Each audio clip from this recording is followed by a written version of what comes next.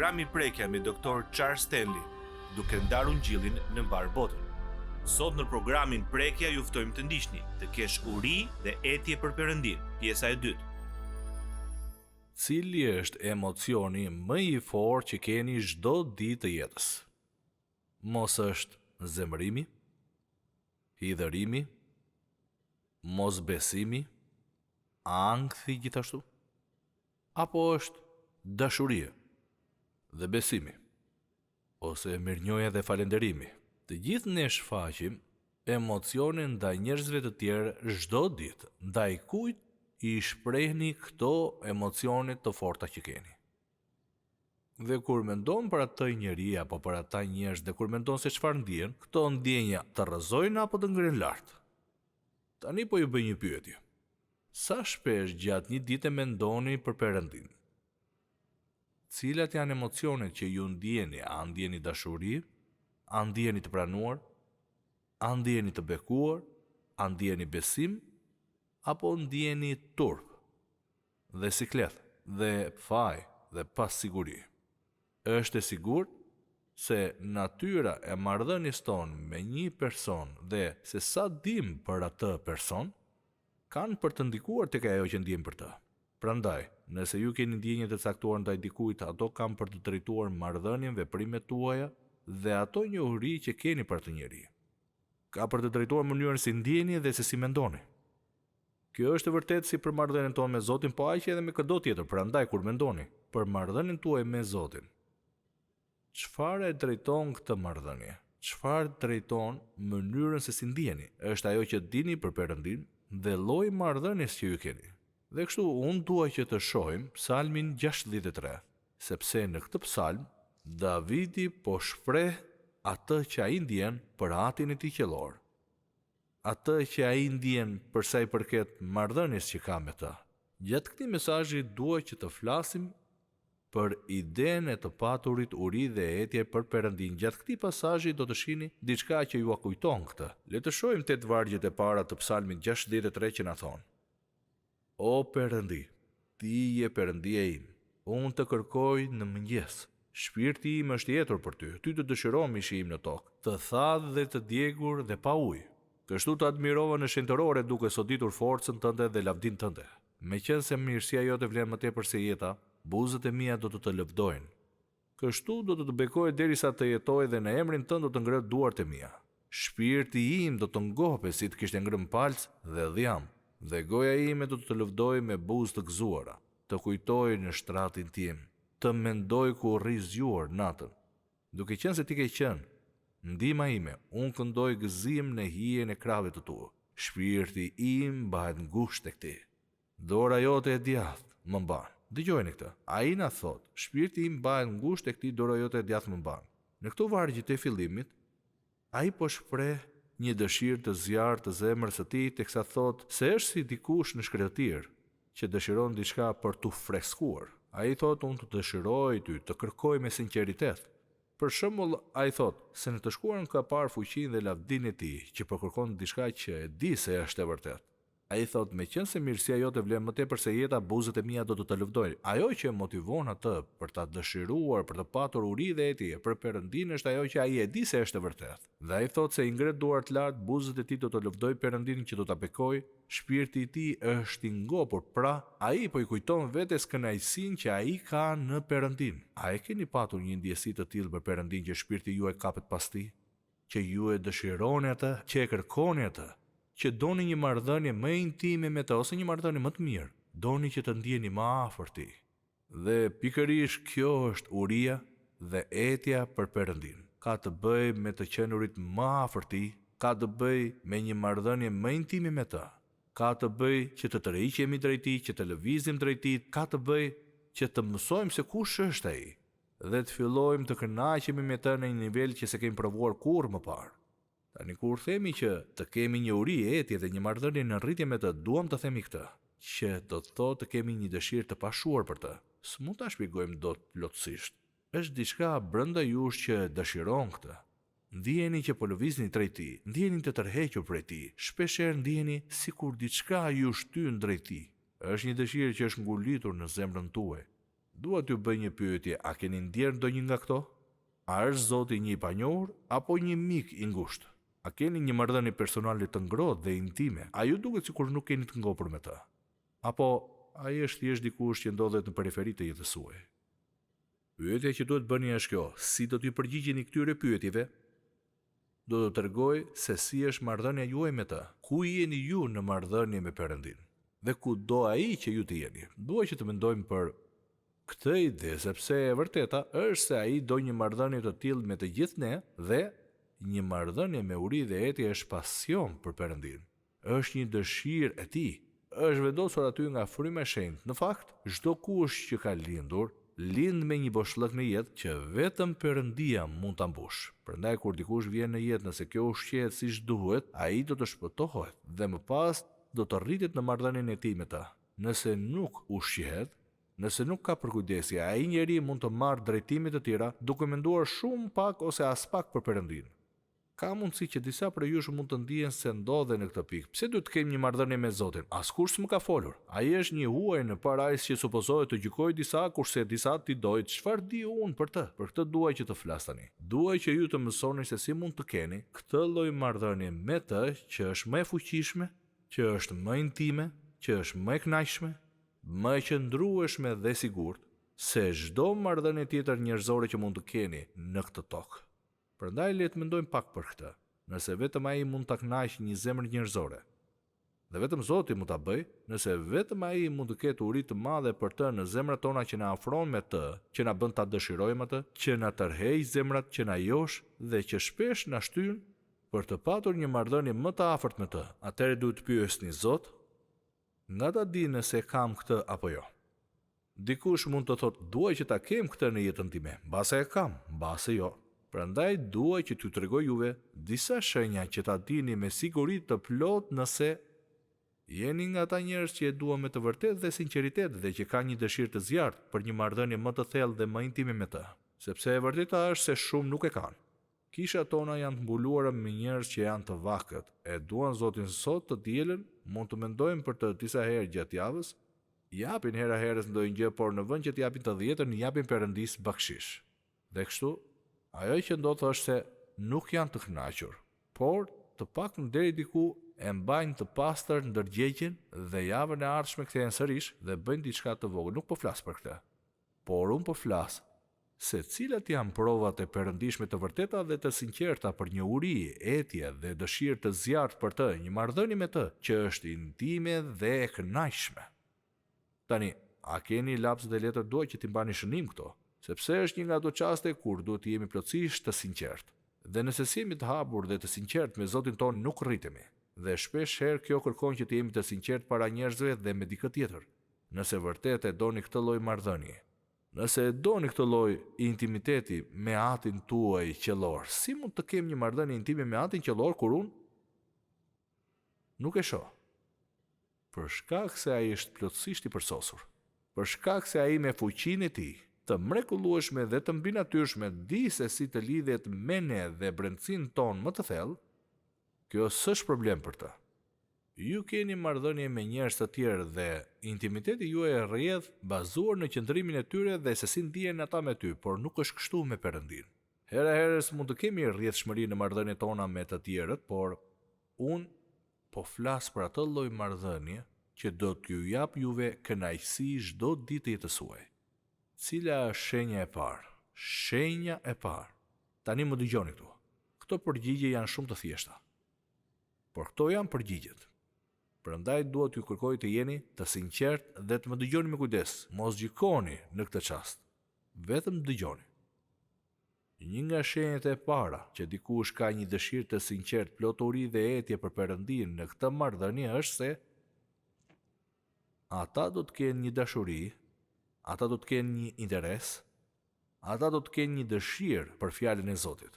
Ky libër do të bëhet prioritet në jetën tuaj. Ky libër flet vetëm për Zotin. Ky libër na zbulon se kush është ai, se si mendon, si vepron, çfarë thot, si punon në jetën tonë, pasojat që kemi nga mëkati, pasojat që kemi nga të qenurit i bindur, gjithçka është këtu. Nëse unë dua që të zhvilloj një marrëdhënie me të, unë dua që të di se si mendon ai. Dua të di se si ai arsyeton, dua të di rrugët e tij. por kjo nuk ekziston. Në gjithë këto vite s'kam takuar dikë që të ketë patur një dëshirë të perëndishme të thellë për kushtim të qëndrueshëm uri dhe etje për Perëndin, dhe të mos ketë patur uri dhe etje për fjalën e Perëndisë së gjallë. Ata duan që ta njohin Perëndin.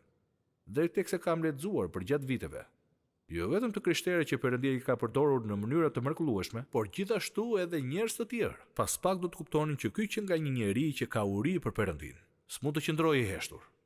Fjala e Perëndisë, dëgjoni. Është vendi ku shkojmë për të kërkuar një uri dituri dhe udhëheqje në jetën tonë. Dhe ja çfarë do ndodh. Nëse keni një uri dhe etje për të, atëherë do të keni një uri dhe etje për atë që ai thot për faktin se në shfaq të jetës ndodheni, se çfarë po ndodh dhe se si ai mund të veprojë në këtë pikë. Çfarë ndodh? Si rezultati i kësaj ndërtohet besimi juaj.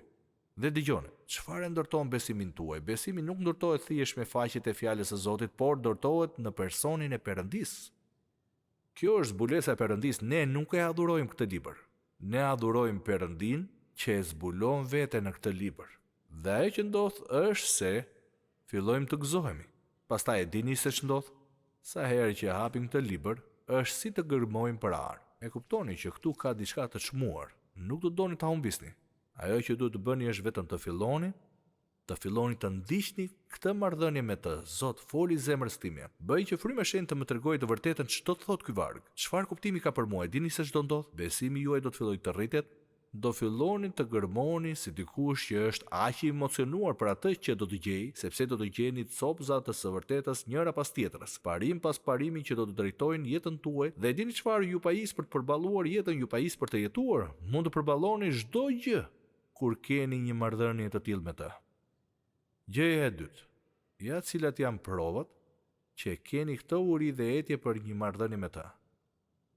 Ju do dëshironin që të kaloni kohë me Perëndin. Si mund të kaloni kohë me Zotin kur ai është diku tjetër? Jo, Zoti, dëgjoni. Jezus Krishti tha, unë jam brenda jush. Nëse dikush ka një dashuri të vërtetë për Zotin, do dojë që të kaloj kohë me Perëndin. Ju do doni të kaloni kohë me ta. E po unë jam i zënë, gjithmonë i njëjti justifikim. Jemi të zënë. Ju a them unë çfarë të bëjmë? Pse nuk themi këtë? Perëndi, do të isha i lumtur të kisha këtë lloj marrëdhënie dhe të kaloja kohë me ty, por jam shumë i zënë, prandaj Zot, bëj çdo gjë të nevojshme që të mos jem i zënë. E dini çfarë mund të bëj Zoti? Perëndia mund të bëj që e vetme gjë që mund të bëni është të mendoni për të dhe të lexoni fjalën e tij. Kjo puna e të qenit i zënë është gënjeshtër dhe mashtrimi i djallit. Nuk është mënyra si punon Perëndia. Dhe mendoj çfarë kuptimi ka të kalojmë kohë me të. Çfarë kuptimi ka? Ju a them unë. Si grua, çfarë kuptimi ka për ju kur burri ju thotë, e di çfarë? Nuk do shkoj në punë sot. Këtë ditë do ta kaloj me ty. Wow, çfarë ndodhi? E dini se çfarë na thot Perëndia? Po sikur të kalosh pak kohë me mua. Po sikur të më duash aq sa të jesh vetëm me mua. Dhe le të bisedojmë bashkë. E shikoni? Nëse jeta juaj e lutjes është e përqendruar vetëm për të treguar Zotit nevojat tuaja, A, B, C, 64, 65, 66, 98, 99, 100, ajo që keni bërë është se i keni dhënë kërkesa Perëndisë. Unë nuk po flas për këtë. Unë po flas që të futemi në fjalën e tij, të meditojmë mbi të dhe pastaj çfarë të bëjmë? Të flasim me Atin. Më dëgjoni me kujdes. Shumica e njerëzve kalojnë kohën e tyre në lutje e para duke folur për veten e tyre dhe për nevojat e tyre. E dini çfarë? Mund të kaloni shumë kohë në lutje dhe të mos i keni dhënë dashuri Perëndis, mund të luteni dhe të mos ndërtoni një marrëdhënie me të. Pse? Sepse i keni nxjerrë duart për të kërkuar. Shumë njerëz i nxjerrin të dyja duart për të kërkuar. E dini çfarë kënaq atë? Një nga shenjat që unë dhe ju kemi një marrëdhënie të thellë, të fortë dhe një uri dhe etje në rritje për të, është se duam që të flasim me të për të. Atë, e di që ti je Perëndia i hirit, Zot, ndonjëherë nuk ndjej, me fjalë të tjera, ja se çfarë ndodh. Kur e doni dikë, ju pëlqen të flisni për të. Doni të dëgjoni teksa flasin. Nëse doni dikë, duhet t'ia shprehni këtë. Ja se ç'ndodh kur keni një marrëdhënie me uri dhe etje për të. Do doni të kaloni kohë me të vetëm duke folur me të? Do doni të kaloni kohë me të vetëm duke dëgjuar? Nëse dëshironi një marrëdhënie personale me të, dhe filloni ta praktikoni këtë, Perëndia do të fillojë t'ju flasë ju në mënyra që as i keni ëndrruar. Duhet më besoni për këtë sepse s'mund ta provoj, veç se mund ta provoj me jetën time dhe jetën e shumë njerëzve të tjerë që thon po Zoti flet, po ai bën gjërat e qarta, po ai të udhëheq, po ai e di si të na çojë në drejtimin e duhur, po vërtet e bën. Kur ju luteni, çfarë kërkoni? A flisni, a i tregoni se sa shumë e doni?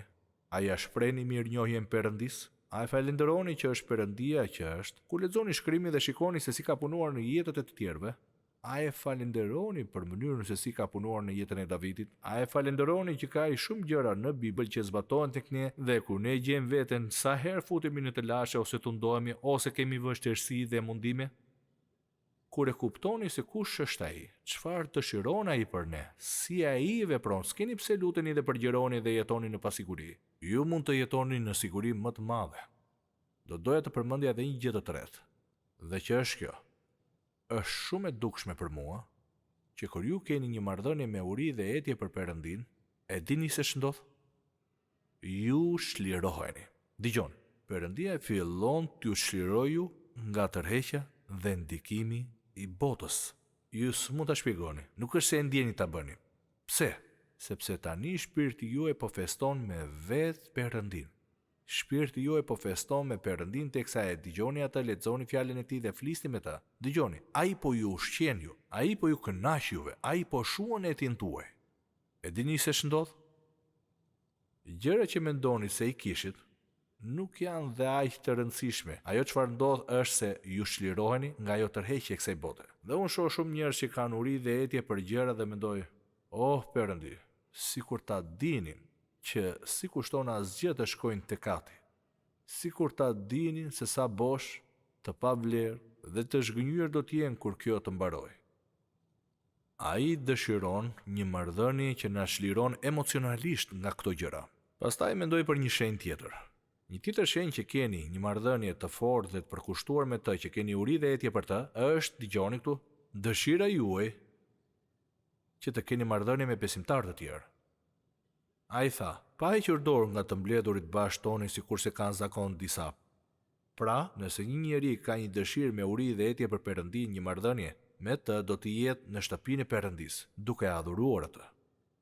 Ju thoni, kam dëgjuar njerëz të thonë jam shpëtuar dhe jam pagëzuar, nuk besoj se duhet i përkasësh një kishe për të shkuar në parajs. Kjo është shumë e saktë. S'keni pse ti përkisni një kishe për këtë. Por keni për të humbur më të mirën e Zotit. Të humbisni bekimin që ai ka përgatitur për ju dhe kjo për një arsye të thjeshtë. Po ju them se sa egoiste është kjo.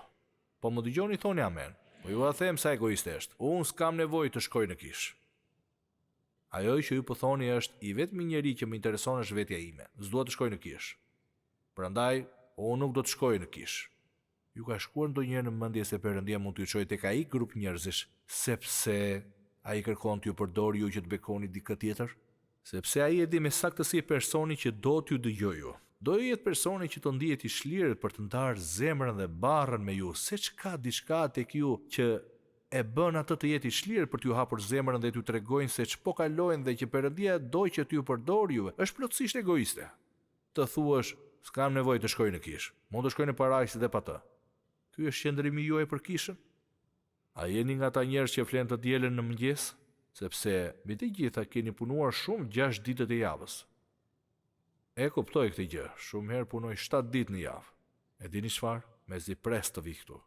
Jo se jam pastore, mezi prisja të vija këtu dhe të isha mes njerëzve të Perëndis, të kisha miqësi me ta, të vija dhe të dëgjoja këngët dhe muzikën, se çfarë i bëjnë shpirtit tim. Pyetja që duhet bëni është kjo: si mund të thoni ju që e doni Zotin dhe të keni një marrëdhënie me të, kur ai do njerëzit e tij, kurse ju nuk doni të keni marrëdhënie me ta? Nuk funksionon. Një person që ka një dëshirë, uri dhe etje për të, dëgjoni, ai person do të dojë që ta ndaj këtë, nuk mund ta mbani për vete. Ne kemi një urdhërim të pashmangshëm. Një urdhërim nga Zoti Jezus Krisht që ja se çfarë thot në thelb. Flisni për mua. Flisni për mua. Flisni për mua derisa ata të mësojnë për mua, derisa ata të fillojnë të më ndjekin mua. Flisni për mua derisa ata të pagëzohen, derisa të shumëfishohen kishët në të gjithë botën. Flisni për mua. Pastaj ju thoni, Unë jam i krishterë, por mendoj se disa gjëra duhet t'i mbaj për vete, pa diskutim që po, sidomos mëkatin. Por nuk mund ta mbani Jezusin për vete. Dëgjoni, ai vjen në zemrat tona që ne ta adhurojmë atë. Kjo është arsye pse vjen, që ne ta adhurojmë, që të na shpëtojë, të na përshtasë dhe të na adhurojë. Dhe ne adhurojmë atë. A keni këtë lloj marrëdhënie me të? Ju mund të thoni, gjithmonë kam besuar që këto gjëra duhet t'i mbajmë private. Jo, le të mendojmë pak për këtë gjë. Deri tani kam përmendur 5 shenja. Nëse keni këtë lloj marrëdhënie, këtë lloj intimiteti me të, nëse do ishit plotësisht të sinqert, si do t'i përgjigjeshit kësaj për veten tuaj? Si do mendoni të keni apo jo?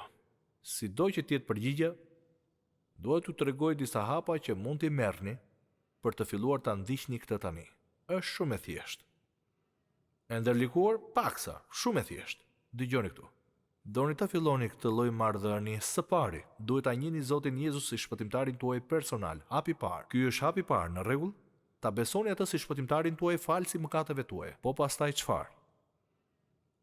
Ju duhet të merrni një vendim, hapi i dytë duhet të merrni një vendim. Dua ta kem këtë lloj marrëdhënie që po më tregon. E dua këtë dëshirë intime, të thellë, ploturi dhe etje për Perëndin. E dua këtë mbi gjithçka tjetër, duhet merrni një vendim, një përkushtim. Dhe më pas, ju e pyesni Perëndin në lutje, Zot, të lutem më mëso se si ta kem këtë marrëdhënie me ty. Kjo është ajo që unë dua o atë. Shpirti im zgjatet drejt teje o atë. Zemra ime ka uri për ty, Perëndi. Ndërtoje këtë lloj marrëdhënie mes nesh. E katërta, duhet të shkoni tek fjala e Perëndis dhe filloni ta lexoni, por tani për arsye krejt të ndryshme. Nuk po e lexoni për të dhënë mësimin e të dielës, as për të dhënë një predikim. Nuk po e lexoni për t'ju përgjigjur pyetjes së dikujt, po e lexoni që të meditoni mbi fjalën e tij për veten tuaj. Zot, foli zemrës time. Më trego diçka për veten tënde sot. Më trego diçka për veten time. Dhe kur ai ta bëj këtë, rrëfeuni dhe pendoni për çfarëdo që nuk është e mirë, ose e falenderoni dhe përlëvdoni për gjëra që janë mirë. Pra do futeni në fjalën e Zotit. Më dëgjoni këtu. Ai do të fillojë të punojë në zemrën tuaj në mënyrat më të mrekullueshme. Rrëfimi dhe pendimi janë shumë të rëndësishëm. Më dëgjoni sepse është e rëndësishme. Kur ju shkoni tek një pasazh dhe Perëndia ju bind për diçka, ose merreni me të dhe dëgjoni këtu, esni para në atë marrëdhënie që po zhvillohet, ose ajo marrëdhënie do ngelet në vend. Do ngelet në vend. Nëse ndaloj sa rrëfyeri dhe penduari dhe nuk merrem me mëkatin tim, po i them Perëndis që kaq i vlefshëm je ti për mua. Kaq i vlefshëm je ti në jetën time. Po kur thoni Perëndi më pastro mua, pendohem vërtet për mëkatin tim, po të besoj ty Perëndi për faljen tënde. E dini se çfarë ndodh? Ai ju afron juve afër e më afër, sepse kjo është dëshira e tij. Pastaj thua dhe një gjë tjetër, gjithçka përmblidhet në këtë. A e dua unë këtë lloj marrëdhënie? Të gjithë këta hapa janë të rëndësishëm. S'duhet ta bëjmë një herë, por vazhdimisht. Ato të ngurojë dhe rrëzohen me raste po, por ngrihem, ai e njeh zemrën tonë. Por thelbi është ky. Nëse jam i gatshëm të jemi bindur ndaj tij, në këto fusha, çfarëdo që të jetë që po na kërkon, unë mund të ecë përpara në këtë marrëdhënie dhe mund t'ju tregoj me jetën time. Mund të kthehem pas dhe të shoh se ku kam qenë ndonjëherë, se sa kam mundur të shkoj, se sa kam mundur të bëj, dhe i thrisja Perëndis, Zot, foli zemrës time. Dhe në fund kur Zoti më thoshte, nuk do shkoj maskund derisa ti ta zgjidhësh këtë. Dhe mund t'ju them juve që sa po e zgjidhni atë që ju ka vënë përpara, diçka ndodh në marrëdhënie. Bëhet më e ëmbël, më e gëzueshme, më përmbushëse, më e kënaqshme dhe ju bëheni më të lumtur për të. Por nëse ka diçka në jetën tuaj që ai ju tregon, por ju doni të mbaheni fort pavarësisht gjithçkaje, e dini se çfarë po thoni? Marrëdhënia e thellë e qëndrueshme dhe intime me ty nuk është edhe aq e vlefshme sa ajo që unë po mbaj tani. Dhe vërteta është se kjo është marrësi. Zgjidheni dhe lëreni. Perëndia do t'ju bekojë me më të mirën që ka. Dua të futem në mendjen tuaj, tua vendosja të gjitha këto, dhe t'i vijë një kapak që të mos largoheshin kurrë. Dua, por nuk mundem. Këtu vlen, dëgjoni këtu vlen ajo shpreha teoria flet, praktika vepron. Tani është vendimi juaj, sepse e dëgjuat të vërtetën. Është në dorën tuaj të merrni një vendim.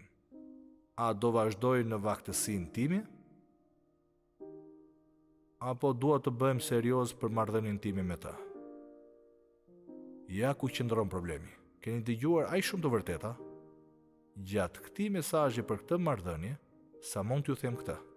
Nëse qëllimi i zemrës suaj është të qëndroni në një gjendje vaktësie, atëherë jeta juaj do të prek fundin. Mendoni se Perëndia do vazhdoj të derë në ju të vërtetën gjithnjë pa pushim, dhe ju të vazhdoni të bëni këtë jetë egoiste, egocentrike dhe plotësisht të vakët. Dhe ta injoroni Perëndin, jo s'ka për ta bërë. Kujt i është dhënë shumë, shumë do t'i kërkohet. Kujt i janë dhënë shumë njohuri, shumë do t'i kërkohet.